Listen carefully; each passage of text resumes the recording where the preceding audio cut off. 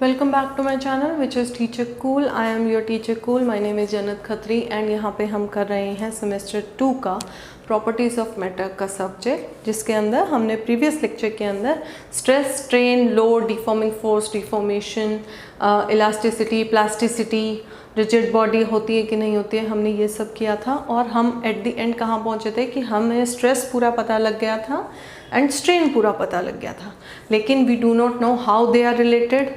Relate करने के बाद हमें उससे क्या 2-3 चीज़ें मिलती हैं, वो 2-3 चीज़ें मिलती हैं तो उनको हम कैसे कैलकुलेट करते हैं, जैसे Young's modulus, bulk modulus, modulus of rigidity या शेयर मॉड्यूलस हो गया। इस तरीके की चीज़ें जो हमें आगे काम आएंगी वो हम देखेंगे आज के लेक्चर के अंदर। तो लेट्स स्टार्ट आज का लेक्चर। और उससे पहले आई होप आप सब हेल्दी होंगे, सेफ होंगे, अपने घर पे होंगे एंड पढ़ाई कर रहे होंगे, बिकॉज पढ़ाई सिर्फ आपके काम आएगी। तो आगे चलते हैं। Next is Hooke's law.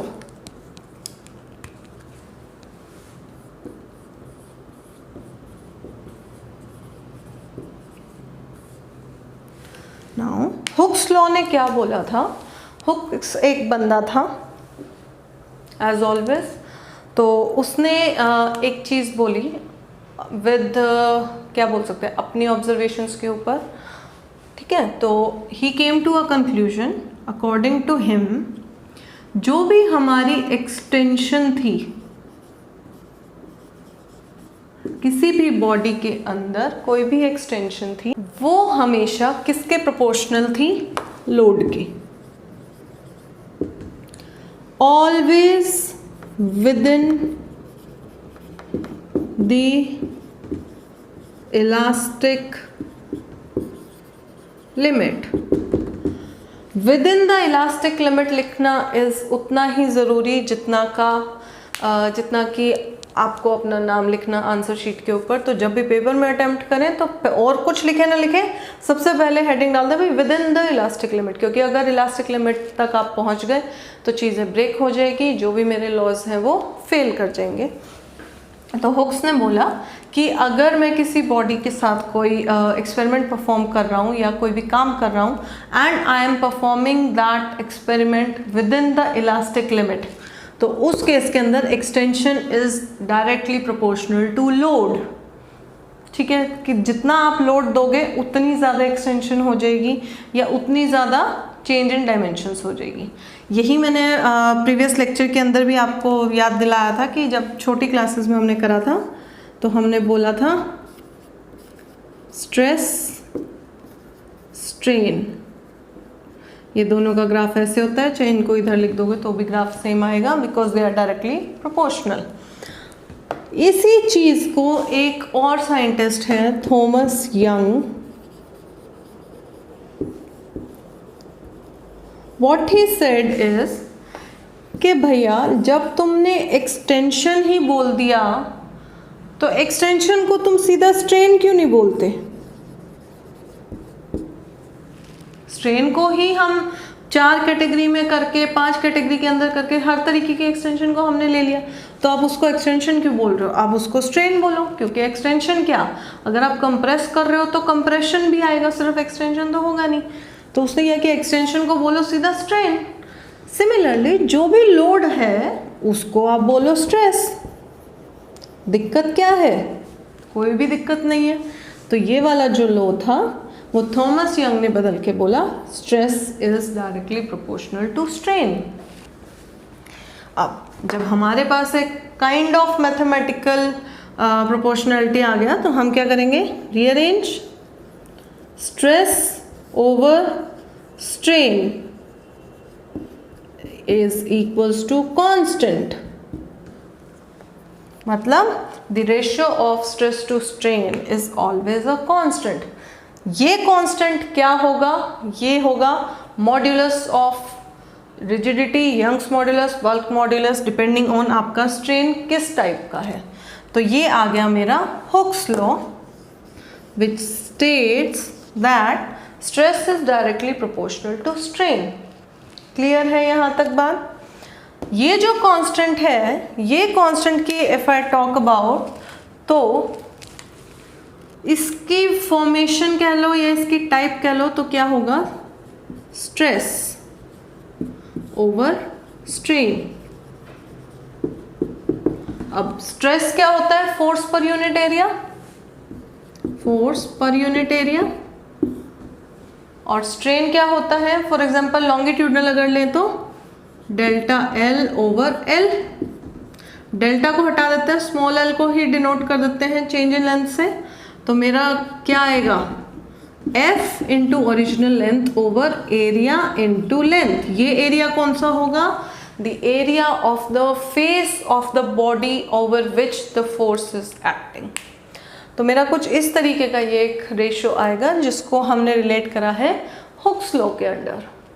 ठीक है, अब इसके अंदर अगर ये कांस्टेंट को बोलें, हमने बोला लेंथ का होगा तो अलग अलग नाम आएगा, लेकिन एक कॉमन नाम अगर इसको आप बोलो तो the common name for this constant which is the ratio of stress over strain is modulus या फिर coefficient of elasticity.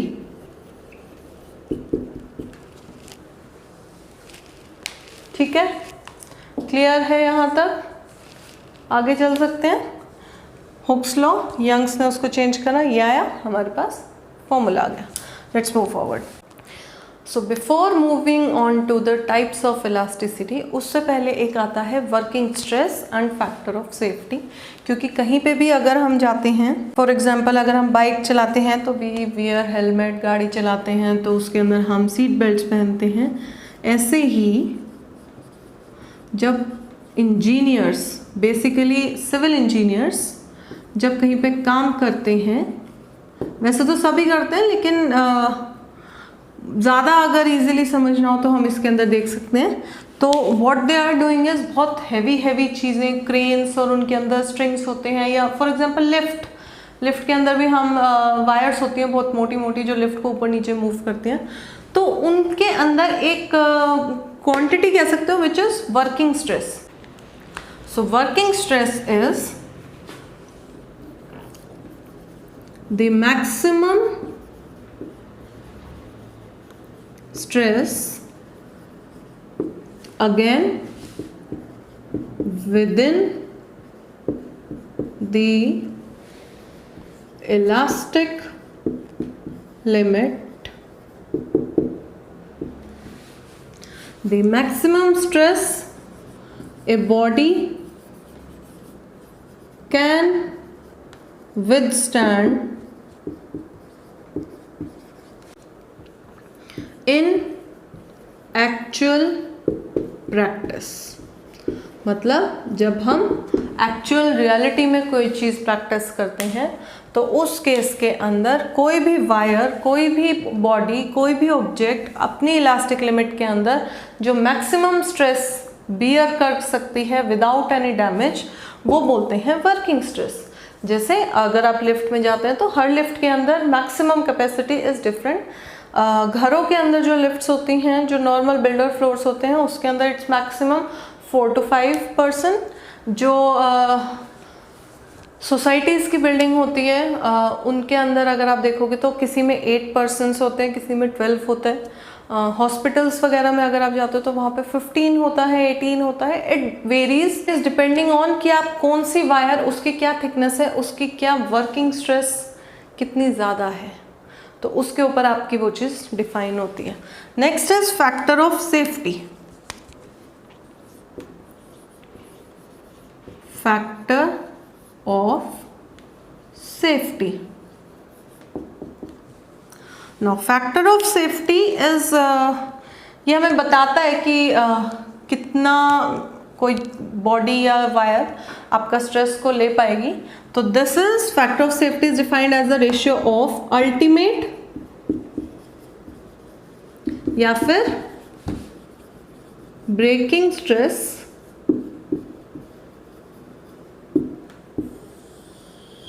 Over working stress.